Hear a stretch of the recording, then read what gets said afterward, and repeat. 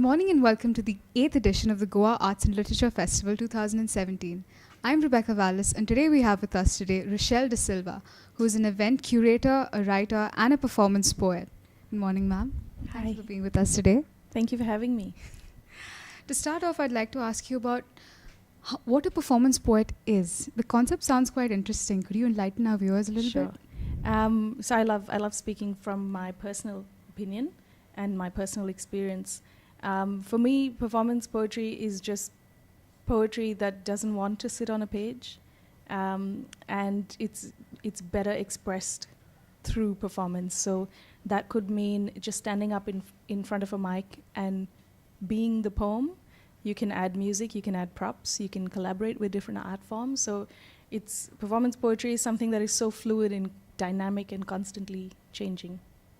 In a previous interview, you had once said that writing poetry seems to be a hobby for everyone, but no one has the will to make it a profession. Why do you think that happens? I think because it's not so much the myth, but the idea that there's no money in arts or poetry. So whenever somebody asks me what I do, if I say I'm a poet, they say, okay, and what do you do for work? And I say, no, I'm a full-time poet. And they say, well, how do you make money?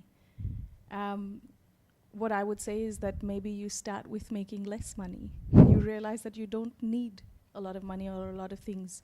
But I don't want to start by discouraging people.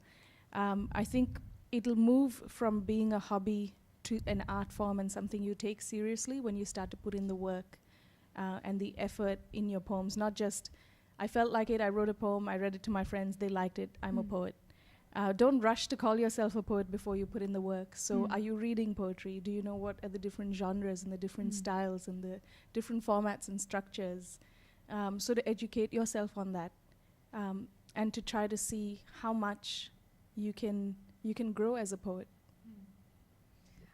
Could you tell us a bit about your new book, When Home is an Idea? It's so with my poetry, it's usually very personal. And with this particular book, I'm following the ideas of belonging, identity, and the questions that you ask yourself, because I've traveled a lot, I've moved around a lot. So not just visiting places, but picked up and started over and created a new home and a new space. And so I always joke about how all my friends and all the people that I love the most are not around me. They're all in different time zones, in different places. And so every time you start over, it's this entire process of, okay, now I have to socialize, now I have to get to know people, now I need to form a circle.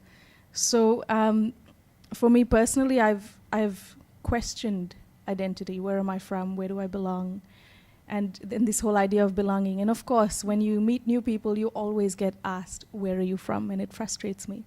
So the book is divided into 3 parts. The first part is, but what is home anyway? And it asks those tough questions about what it means to belong. The second part is limbo, which is, I guess, when you've got your foot in 2 places at the same time and your heart is in a 3rd place and you don't entirely know where you want to be. And finally, it's the re-return, which is coming back to Bombay after many, many moons and reassociating myself with a city that I used to romanticize as a child, because I lived in Bombay till I was 12.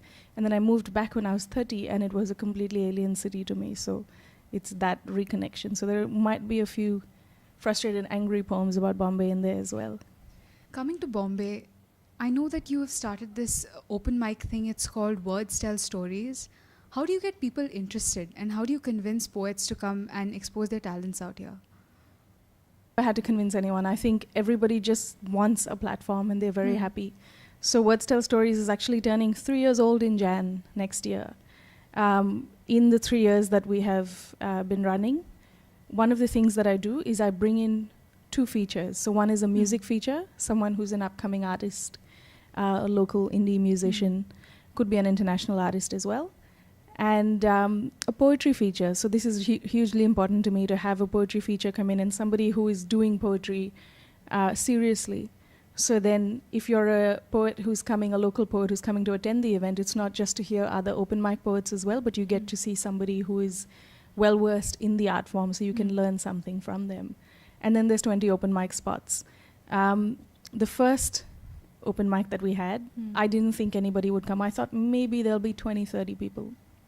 So I took up a very small space in the back of a restaurant and we were packed. We had over 60 people. And I didn't even know anyone in the city, so it is the poetry that is luring them in. It is not me, it is not anybody else. We've never had to do any marketing or promotion for it. It's purely by word of mouth. And every gig day, we end up having at least 60% new audience, or new people, or new poets. Coincidentally, we have an event happening today as well in Bombay. So it's growing and evolving, and it's become this thing now that is bigger than me. But yeah, I don't think you need a lot of convincing to tell poets, please come and read your poetry. They're very excited to come and do that. What are your views on plagiarism that takes place in the poetic community? I mean, that's a real problem, and it happens quite a lot these days. Yes, it does happen. The thing with spoken word is, if it ends up, what surprises me, I guess, is when you take huge chunks from established poets, which is a surprise because everybody knows them already. So I don't understand. What I will say is, like for example, in the hip hop culture, there's sampling where you can take lines or you can take a beat, but you attribute. So if that's okay, I think that's fine. If you get inspiration from somebody else's lines, from somebody else's poems, that's perfectly understandable, but you have to attribute that person. Plagiarism is a problem. Rhyming is a problem.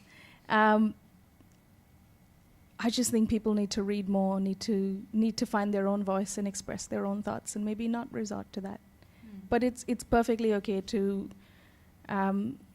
be inspired by somebody else's work, and even if you put a line of their poetry in your work, you have to, though, attribute that and give them that credit. And my last question for today. Do you have any advice for aspiring poets? For aspiring spoken word poets, Yes. spoken word artists? Sure. I would highly recommend to all the poets out there that are trying to get on the open mic and trying to perform, to not apologize for your work. So don't start a performance by saying, I've just written this, I don't know what it's like, please be nice to me. Don't apologize. Don't give disclaimers. Don't say, it's the first time, so I don't know if you like it. And please don't preamble. So if you have 5 minutes on the open mic stage, read 5 one-minute poems, but only read poetry. Don't waste time preambling or trying to explain yourself. And I'll add another one onto that, is to time your poems and know how long it takes you to speak. So you're aware that you're doing a 1-minute poem, it'll take 1 minute and 10 seconds, and so on. It's a good thing to start to have this culture of timing your work and knowing. So when you're invited to perform somewhere and you're given 5 minutes, you can do a 3-minute and a 2-minute piece, and you're aware of that. So 2 things, yeah. Thank you so much for being with us today. Thank you. In conversation with Rochelle D'silva from the Goa Arts and Literature Festival 2017. Please stay tuned for more updates.